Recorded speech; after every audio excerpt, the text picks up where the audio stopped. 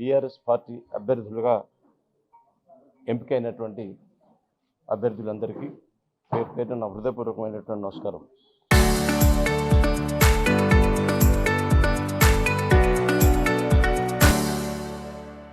మిత్రులారా, మనందరికీ తెలుసు 11వ తేదీన నల్లగొండ కార్పొరేషన్కు ఎన్నికలు జరుగుతున్నాయనేటువంటి విషయం. ఈ సందర్భంగా నల్లగొండ ప్రజలకు, ప్రత్యేకించి నల్లగొండ పట్టణంలో ఉన్నటువంటి ఓటర్ మహాశైలందరికీ ఒకసారి ఆలోచించండి. ఈ రాష్ట్రాన్ని సుదీర్ఘకాలం పాటు పరిపాలించినటువంటి పార్టీ కాంగ్రెస్ పార్టీ, కాంగ్రెస్ ప్రభుత్వాలు. ఆ తర్వాత ఏదైనా ఉంది అంటే ఎక్కువ కాలం తెలుగుదేశం పార్టీ, ఆ తెలుగుదేశం పార్టీ నేతృత్వంలో ఉన్నటువంటి ప్రభుత్వాలు. ఆ తర్వాత బీఆర్ఎస్ పార్టీ 2014 నుండి 2023 వరకు ఈ రాష్ట్రాన్ని పరిపాలించినాయి. మిగిలినటువంటి నల్లగొండ ఓటర్ మహాశైలకు ఒకసారి ఆలోచించండి. రాష్ట్రంలో జరిగినటువంటి కాంగ్రెస్ ప్రభుత్వ హయాంలో జరిగినటువంటి అభివృద్ధి పురోగతి, ప్రత్యేకించి నల్లగొండ నియోజకవర్గంలో, నల్లగొండ పట్టణంలో జరిగినటువంటి పురోగతి అభివృద్ధి కాంగ్రెస్ ప్రభుత్వంలో ఏం జరిగింది, తెలుగుదేశం ప్రభుత్వ హయాంలో ఏం జరిగింది, 2014 నుంచి 2023 వరకు నల్లగొండ నియోజకవర్గంలో, నల్లగొండ పట్టణంలో ఏం జరిగింది అనేటువంటిది ఒకసారి ఆలోచించవలసిందిగా మీ ద్వారా విజ్ఞప్తి చేస్తూ ఉన్నాం. నల్లగొండ నియోజకవర్గానికి సంబంధించి నాకు తెలిసి 1999 నుండి 2018 వరకు దాదాపు 20 సంవత్సరాల పాటు ఒకే ఒకరు ప్రజాప్రతినిధిగా ఉన్నారు. 2023 ఎన్నికల్లో తిరిగి మళ్ళీ ప్రజలు ఆయన్నే గెలిపించినారు. అంటే దాదాపు 22 సంవత్సరాల ప్రజాప్రతినిధిగా ఈ నల్లగొండ పట్టణానికి వాళ్ళు చేసినటువంటి అభివృద్ధి ఏంది, అందించినటువంటి ఫలాలు ఏందో ఒకసారి నల్గొండ ఓటర్లను ఆలోచించమని చెప్పి మీ ద్వారా విజ్ఞప్తి చేస్తున్నాం. గౌరవ మాజీ శాసనసభ్యులు భూపాల్ రెడ్డి గారికి మీరందరూ 2018లో నల్లగొండ నియోజక ప్రజలు ఆశీర్వదించినారు, అధికారాన్ని కట్టబెట్టినారు. అంతకుముందు నల్లగొండ పట్టణ పరిస్థితి ఎంత దయనీయంగా ఉండేనో మనందరికీ తెలియనటువంటిది కాదు. కానీ గౌరవ మాజీ ముఖ్యమంత్రి వాళ్ళు కేసీఆర్ గారు నల్లగొండను సందర్శించినప్పుడు మేమందరం వారితో పాటు ఉన్నాం. అన్న నరేందర్ రెడ్డి గారు ఉన్నారు, మేమందరం ఉన్నాం. నల్లగొండ ఇట్లా ఉన్నదని నేను ఒక్కనాడు కూడా అనుకోలేదు. ఏం చేస్తున్నారా మీరు ఈ నల్లగొండను, గ్రామ వాతావరణం ఉన్నది నల్లగొండ చూస్తుంటే నేను సంతోషంగా లేను, నేను నల్లగొండ ఇట్లా ఉన్నదని అనుకోలేదని చెప్పి ఆ రోజు మా అందరి సమక్షంలో వారు ఆలోచించినటువంటి విధానాన్ని ఈ సందర్భంగా నల్లగొండ ప్రజలందరికీ గుర్తు చేయదలుచుకున్నాం. అప్పటికప్పుడే నల్లగొండ కలెక్టరేట్ రివ్యూ పెట్టి ఇన్ని డబ్బులైనా నేను మంజూరు చేస్తా, మళ్ళీ నేను నల్లగొండకి ఇంకోసారి వచ్చేసరికి నల్లగొండ రూపురేఖలు మారాలని చెప్పి ఆదేశించినారు. అదే పద్ధతిలో ఉన్న భూపాల్ రెడ్డి గారి నాయకత్వంలో అధికారులు పనిచేసినారు, అందరం పనిచేసినాం. నల్లగొండ రూపురేఖలు మార్చినటువంటి చరిత్ర బీఆర్ఎస్ పార్టీకి అన్న భూపాల్ రెడ్డి గారికి చెందుతుందనేటువంటి విషయాన్ని నేను సందర్భంగా నల్లగొండ ఓటర్ మహాశైలకు తెలియదలుచుకున్నా. నిజంగానే 15 సంవత్సరాల కింద నల్లగొండ పట్టణాలను వదిలిపెట్టిపోయి తిరిగి విదేశాలకు పోయిన వాళ్ళు వస్తే ఇది నల్లగొండనేనా అనేటువంటి గుర్తుపట్టలేనటువంటి పరిస్థితి నల్లగొండ పట్టణంలో ఉంది అని అంటే అతిశయోక్తి కాదు, వేరే చెప్పాల్సినటువంటి అవసరం లేదు. మరి 20 సంవత్సరాలు పైగా శాసనసభ్యునిగా, మంత్రిగా పనిచేసినటువంటి వెంకటరెడ్డి గారు నువ్వు చెప్పుకోవడానికి ఏముందో ఈ నల్లగొండ పట్టణానికి చేసిన అనేది చెప్పుకోవడానికి పెద్దగా బాగా చేసింది ఏం లేదు.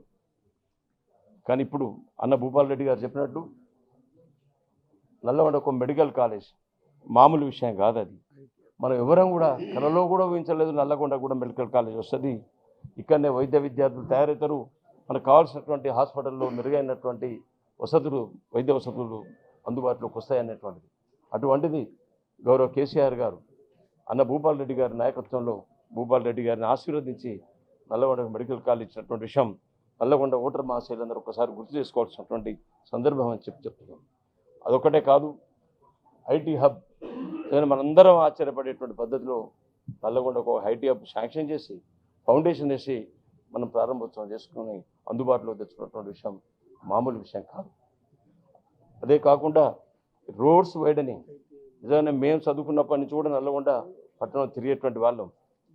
పేరుకు నల్లగొండ జిల్లా కేంద్రం, ఇరుకు రోడ్లు, ఒక ఎదురుగా ఇంకో వెహికల్ వస్తే పక్క పోయేటువంటి పరిస్థితి కాంచి విశాలమైనటువంటి రోడ్డు వైడనింగ్ చేసుకొని నల్లగొండ పట్టణాన్ని ఒక సుందర నగరంగా తీర్చిదిద్దిన ఘనత ఏదంటే అది బీఆర్ఎస్ ప్రభుత్వానికి అన్న భూపాల్ రెడ్డి గారి నేతృత్వంలో జరిగిందనేటువంటి విషయాన్ని ఒకసారి నల్లగొండ ప్రజానికం గమనించవలసిందిగా. మనందరికి కూడా తెలుసు, ఈ నల్లగొండ మున్సిపాలిటీని ఒక నందనవనంగా తయారు చేసి దాదాపు 1500 కోట్ల రూపాయలతోని ఈ అభివృద్ధి కార్యక్రమాలు మొత్తం కూడా చేపట్టి కేసీఆర్ గారి నాయకత్వంలో ఆ రోజు డబ్బులు తెచ్చి ఇక్కడ ఉన్నటువంటి ఎమ్మెల్యేగా వారి ఆధ్వర్యంలో పెద్ద ఎత్తున అప్పుడు ఉన్నటువంటి పాలకవర్గం చైర్మన్గా సైదిరెడ్డి అందరూ కలిసికట్టుగా అవినీతికి తావు లేకుండా అహోరాత్రులు కష్టపడి ఈ నల్లగొండను తీర్చిదిద్ది గతంలో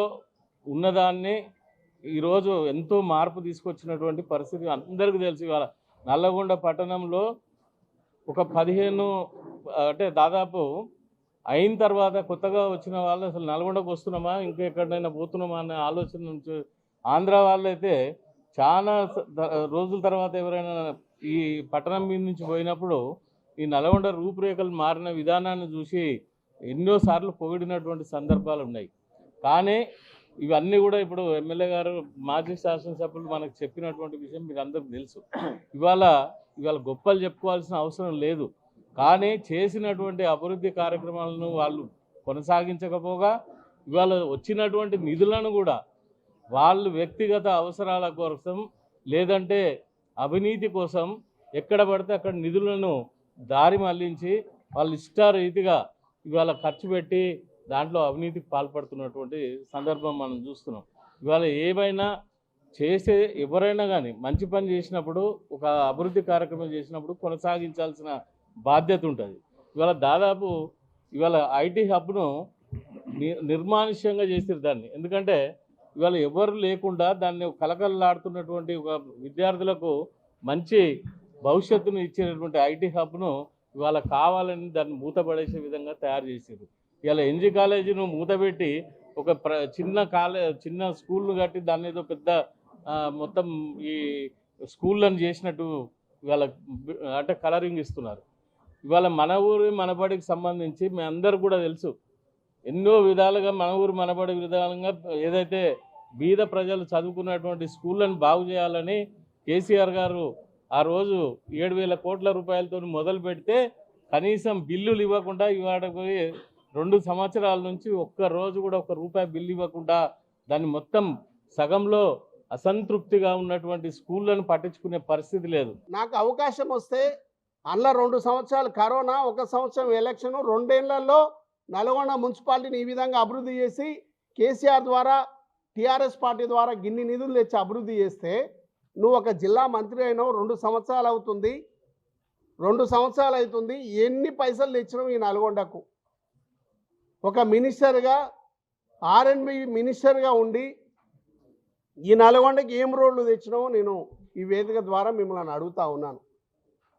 నల్గొండ నుంచి ముషంపేల్ రోడ్డు తోమితివి, కంకర వేస్తేవి, ఆ కంకరతోటి కాళ్ళు ఇరుగుతుండే, నడువులు ఇరుగుతున్నాయి, ప్రాణాలు పోతున్నాయి. నల్గొండ నుంచి నర్సింగ్పట్ల అదేవిధంగా కురంపేల్ రోడ్డు స్టార్ట్ అయితే కంకరతోటి కాళ్ళు ఇరుగుతున్నాయి, నడువులు ఇరుగుతున్నాయి, ఇంతవరకు కూడా కంప్లీట్ కాలే. మరి అదేవిధంగా చందనపల్లి నుంచి ఇండ్లూరు వరకు అదే పరిస్థితి. మరి అదేవిధంగా R&B రోడ్డు నగరకల్ నుంచి మామిడాల మీదంగా మరి ఆగమోత్కూరుకి ఏదైతే రోడ్డు ఉందో మరి దాన్ని కూడా ప్రారంభం చేసిర్రు, కంకర వంచిర్రు, వదిలేసిండ్రు. మాడుగులపల్లి నుంచి ఆగమోత్కూరుకు మరి స్టార్ట్ చేసిర్రు, కంకర వర్చిర్రు, వదిలేసిండ్రు. మరి నువ్వు R&B మినిస్టర్గా ఉండి మరి 2 సంవత్సరాలు అవుతున్నా ఎందుకు ఆ రోడ్లు కంప్లీట్ అవుతలేవని ఈ వేదిక ద్వారా నేను ఈ నల్గొండ మంత్రిని నేను అడుగుతా ఉన్నాను, ప్రశ్నిస్తూ ఉన్నాను. నువ్వు మంత్రిగానే ఏం చేయలేని వ్యక్తివి, R&B శాఖ మినిస్టర్గా ఏం చేయలేనటువంటి వ్యక్తివి, నిన్న వచ్చి స్కూల్లో ఏం మాట్లాడుతున్నావు? నాకు విద్యాశాఖ మినిస్టర్గా ఉంటే కార్పొరేట్ స్కూల్స్ కాలేజీలన్నీ రద్దు చేసి పాడేస్తాడంట. చరిత్ర సృష్టించినోడు ఇప్పుడు ఆ చరిత్రని తిరగరాయబోతున్నాడు. అబద్ధాల గోడల్ని బద్దలు కొట్టి నిజాలను రాగా మీ ముందుంచబోతున్నాడు. నిజమైన వార్తల కోసం వెంటనే డౌన్లోడ్ చేసుకోండి రా యాప్ని.